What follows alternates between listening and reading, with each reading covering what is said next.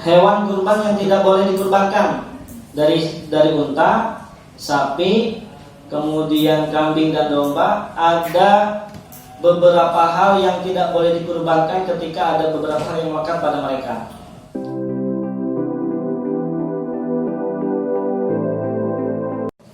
Bismillahirrahmanirrahim. Alhamdulillahilladzi tahhara bil haqqi wan nahri wal tadhi quluba ibadihi wa zakka bi ta'atihi nufus awliyaihi wa asfiyaihi.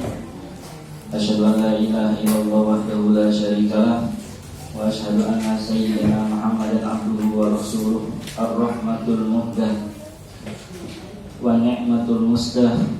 Alhamdulillah, pada kesempatan hari ini saya bisa bersilaturahmi, bisa bersilaturahmi, bisa bersilatul ilmi, dan bisa bersilatul fikri dengan rekan-rekan sekalian di 13. Mudah-mudahan kita semua selalu dalam keadaan iman yang kuat serta imun yang kuat juga.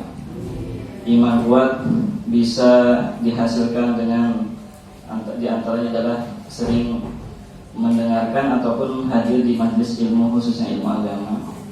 Kemudian imun yang kuat bisa dihasilkan kalau hari ini disiplin bermasker, cuci tangan, jaga jarak, dan selalu mengkonsumsi hal-hal yang sehat, tidak sering jajan.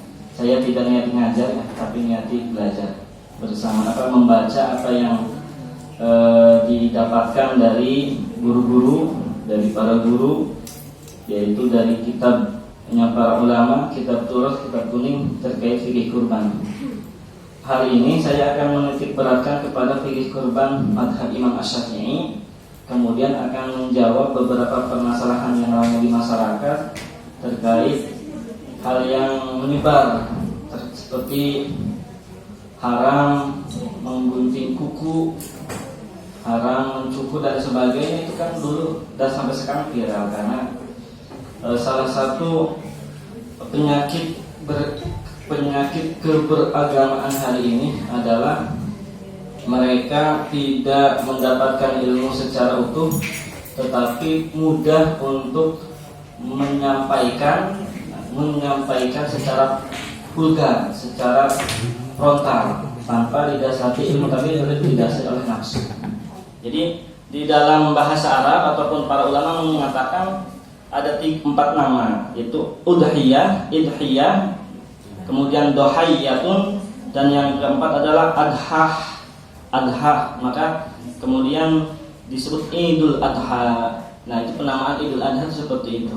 Jadi hari raya berkurban, kalau terjemahnya hari Idul Adha, Id itu hari raya, Adha adalah kurban, hari raya berkurban. Kalau Idul Fitri, maka hari raya makan-makan. Kenapa? Karena sebelumnya puasa itu saum, lawannya di sana adalah al-fitru. Jadi kalau kita membahasakan kembali ke fitrah, itu kurang tepat secara bahasa menurut saya. Yang tepat adalah Id itu hari raya, fitri itu kembali makan. Jadi hari raya makan-makan.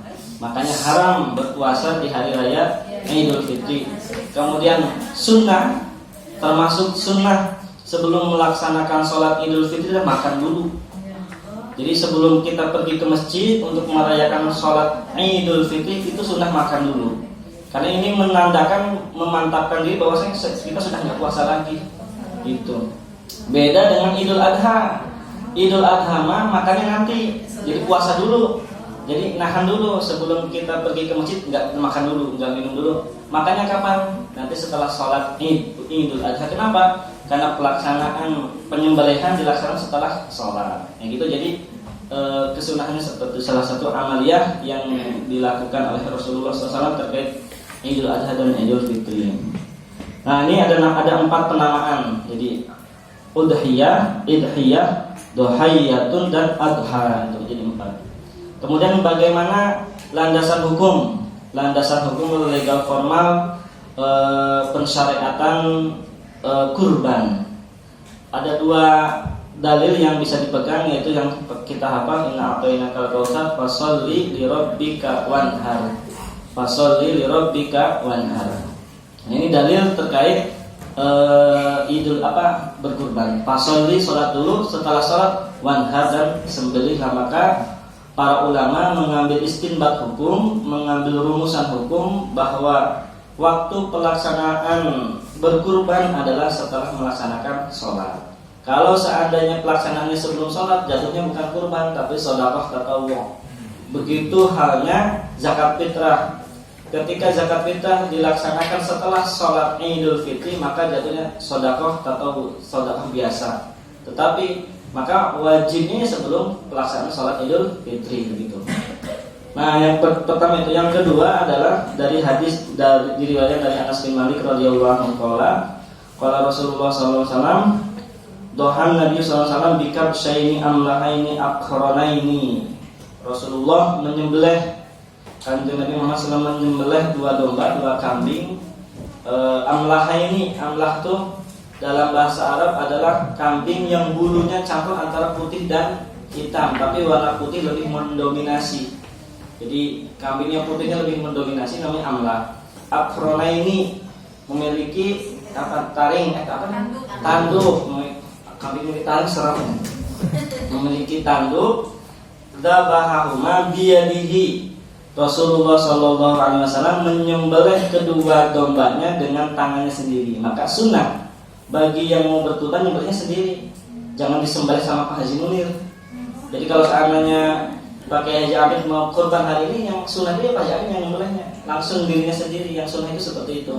Kalau sapi itu juga sama juga sendirinya, tapi kan nanti dipegang sama yang lain, kakinya dan sebagainya gitu. Nah ini jadi yang sunnah itu. Karena kenapa? Karena Rasulullah melakukan sendiri. Rasulullah SAW sendiri yang menyembelih kedua domba yang beliau kurbankan. Oleh karena itu para ulama mengambil kesimpulan hukum sunnah bagi yang ingin berkurban menyembelih oleh diri sendiri, bukan diinikan ke orang lain. Kalau seandainya tidak bisa ya boleh ke orang lain, daripada nanti gagal ke orang lain gitu. Disembelih sendiri setelah wasama, dan Rasulullah SAW membaca bismillah.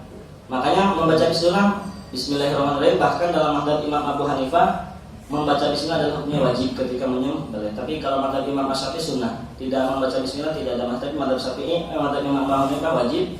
Nah, untuk kalau ada kaidah khurujan minal khilaf, maka kita sunnah membaca bismillah. Jadi kalau terjadi perbedaan pendapat antara para fuqaha, maka ambil jalan tengahnya. Yang satu mewajibkan, yang satu tidak mewajibkan, maka lakukan yang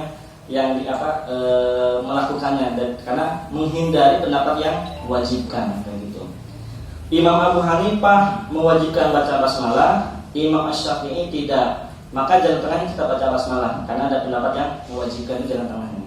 Itu cara mengambil jalan tengah ketika terdapat kontradiksi atau dihadapkan dengan dua dalil yang satu mewajibkan, satu tidak mewajibkan, maka jangan melakukannya, tidak meninggalkannya tapi melakukannya.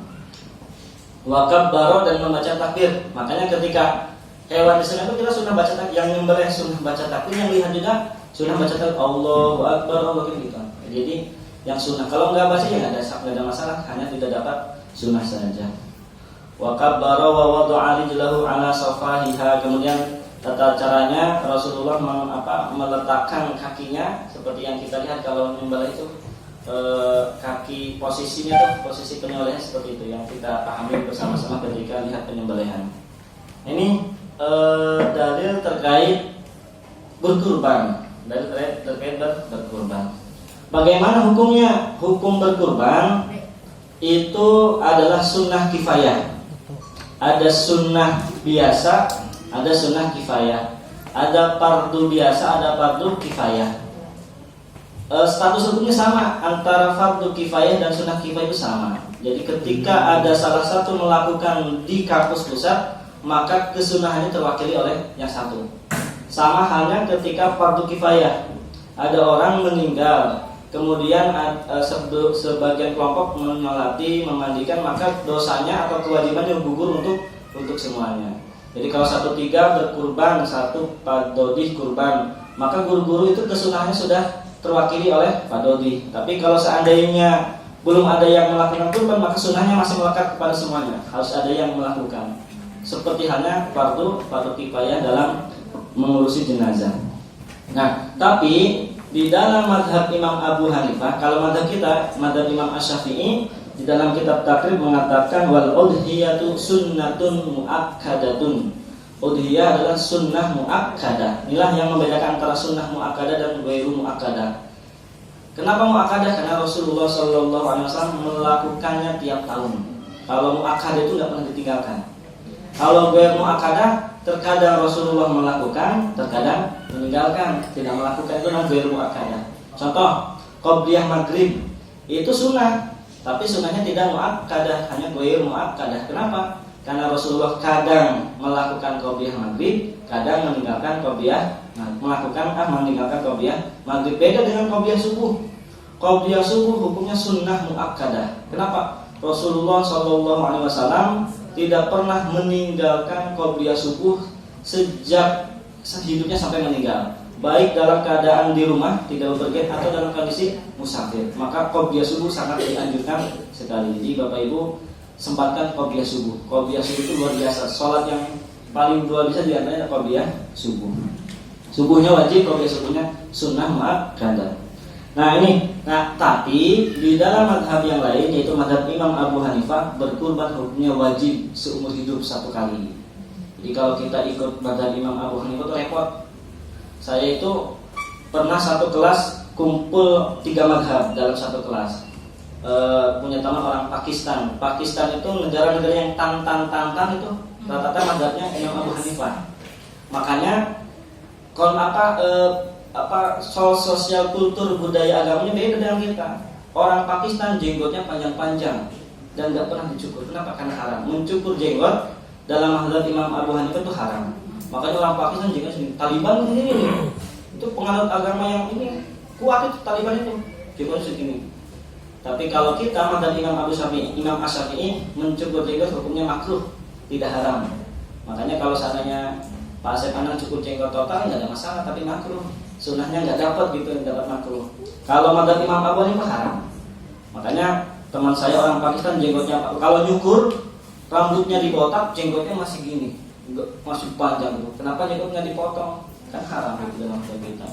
Potongnya gitu. Jadi makanya ikhtilaful ummati itu dirasakan dalam bab fikih. Karena ketika banyak sekali pendapat, kita boleh ngambil salah satunya. Itu adalah kelonggaran, keleluasaan dalam beragama. Jadi tidak dipaksakan dengan hal yang berat. Ada yang berat, di sini ada yang mudah. Di sini berat, di sini mudah. Jadi banyak solusinya sebetulnya. Nah, jadi berkurban hukumnya sunnah muakkadah. Kemudian hewan kurban apa saja yang boleh dikurbankan? Hewan apa saja yang boleh dikurbankan?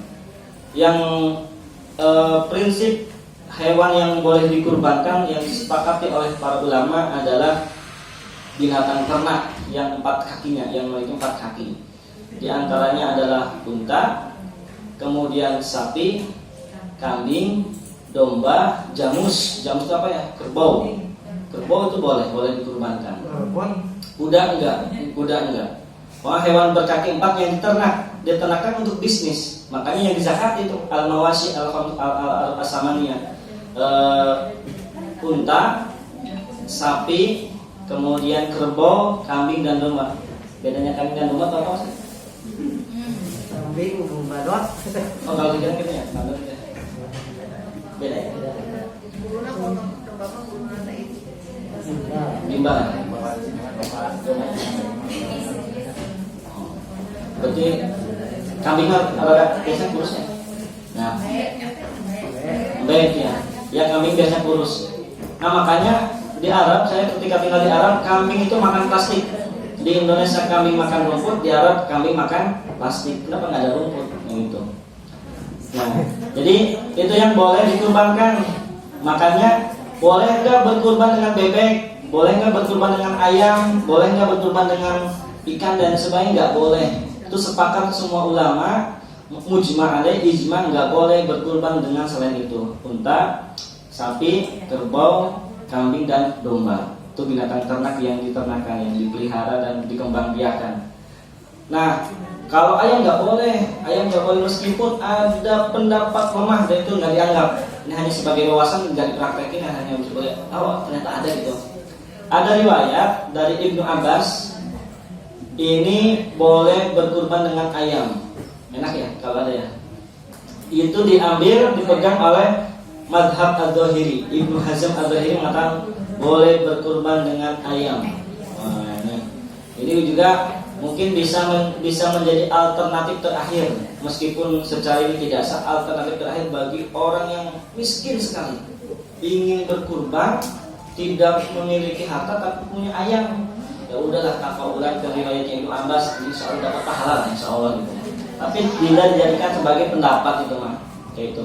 Untuk sendiri boleh lah, untuk sendirinya gitu. Tapi untuk tidak untuk berjamaah. Nah makanya di sini kata Imam Abu Sujud mengatakan wa yujzi'u fiha al-jad'u minad dhani, yang boleh dikurban adalah domba. Kemudian wasaniyu minal ma'iz, kemudian adalah kambing. Kemudian wasaniyu minal ibil, ketiga adalah unta, dan yang keempat wasaniyu minal baqari, dan yang keempat adalah sapi. Kerbau masuk sejenis keluarga sapi, makanya masuk. Nah ketentuannya, kalau domba boleh usia 1 tahun lengkap sudah diada di 2 tahun, masuk 2 tahun, 1 tahun masuk 2 tahun, jadi udah usia 15 bulan, 16 bulan baru boleh dikurbankan. Sedangkan kambing itu harus usia 2 tahun, berarti 2 tahun masuk ke 3 tahun, berarti usia ke 26 bulan atau 28 bulan. Begitu juga unta, begitu juga sapi harus 2 tahun. Kalau domba boleh 1 tahun.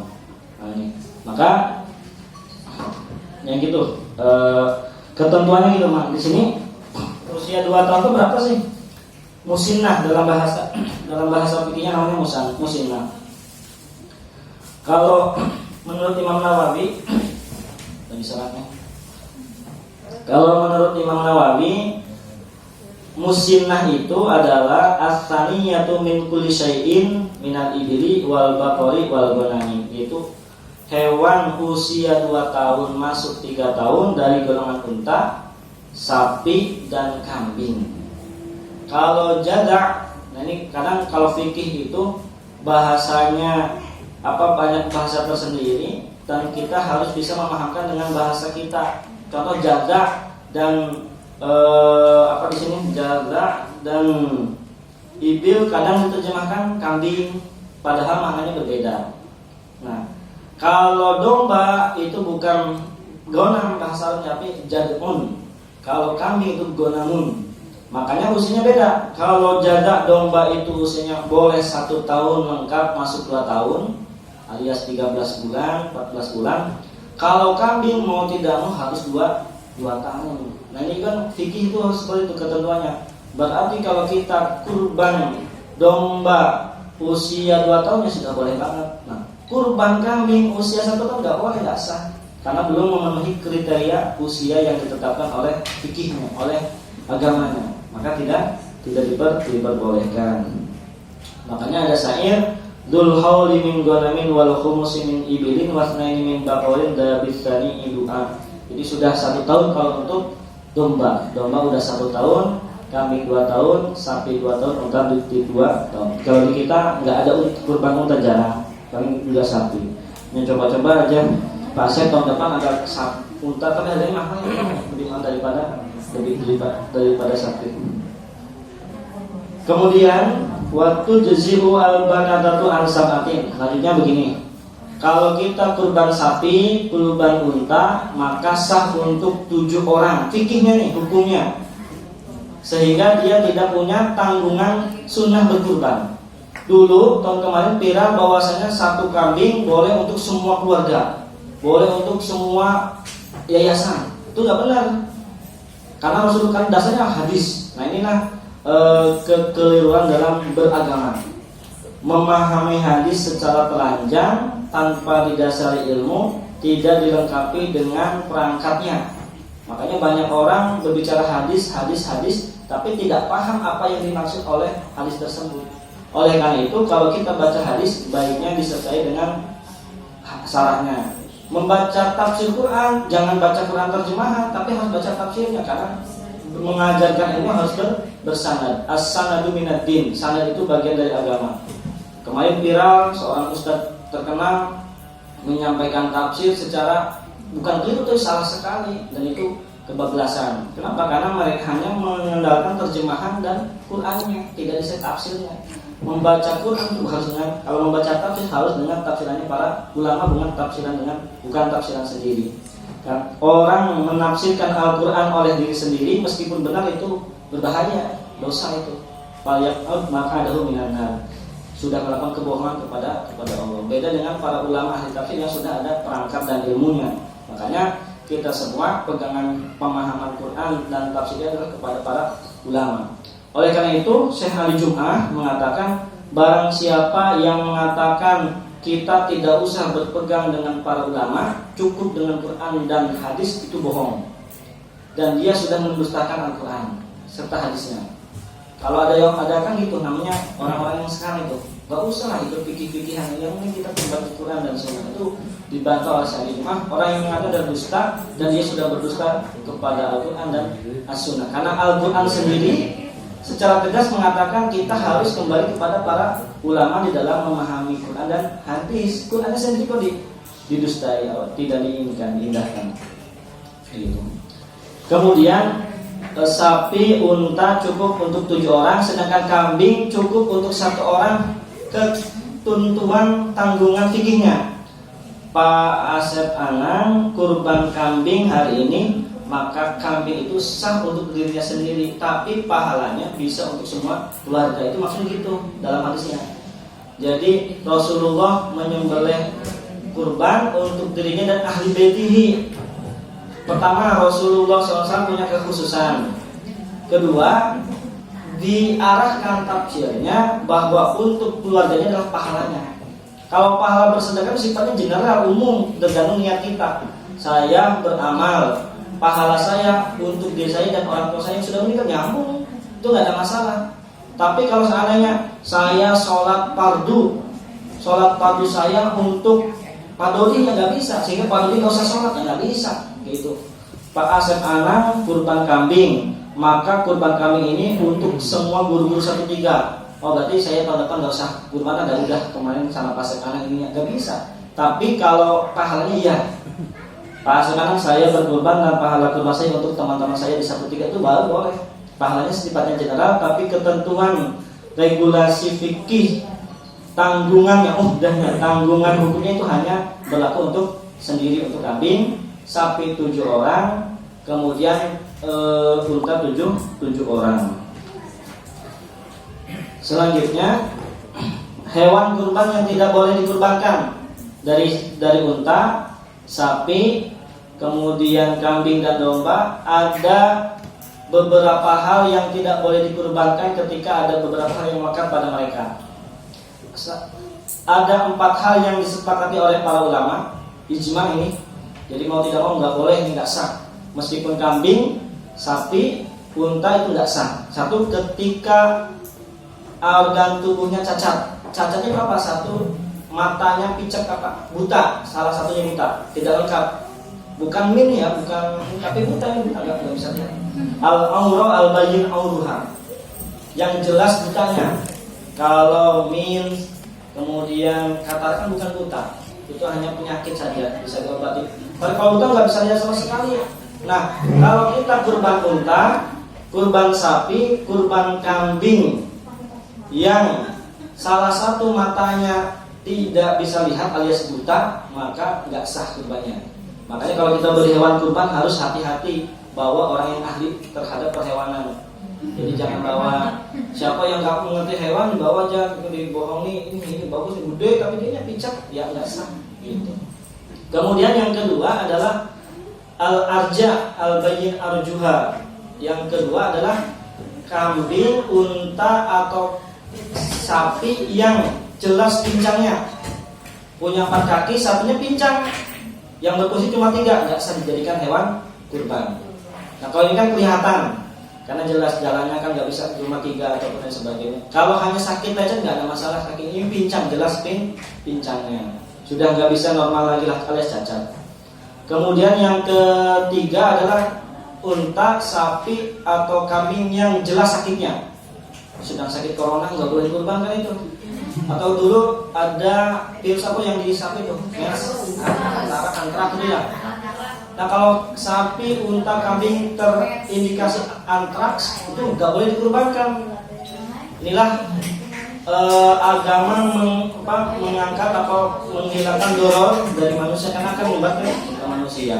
Dan yang terakhir adalah sapi, unta atau kurban atau kambing yang gizi buruknya kurang gizi buruk gizi buruk gang itu. Kurang gizi buruk itu kalau di manusia gizi buruk itu nggak boleh dikurbankan gizi buruk itu.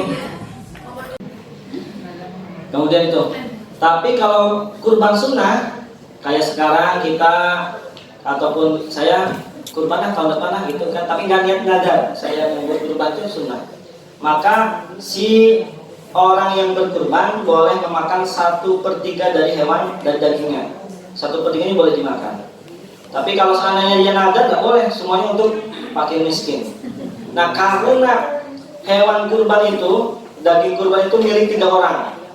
Milik pemiliknya, milik fakir dan miskin. Ini yang banyak nanti konsekuensi permasalahan penjualan beberapa bagian untuk dijual ataupun dihadiahkan jadikan upah kepada penyembelih. Nanti ininya ada. Kata makanya kalau kurban yang sunnah boleh dimakan wa ya'kulu minal udhiyati al-mutatawwa'a biha. Boleh memakan kurban sunnah 1/3-nya. Kalau itu boleh sekali memakan kurban 1/3-nya. Kurban yang sunnah boleh dimakan.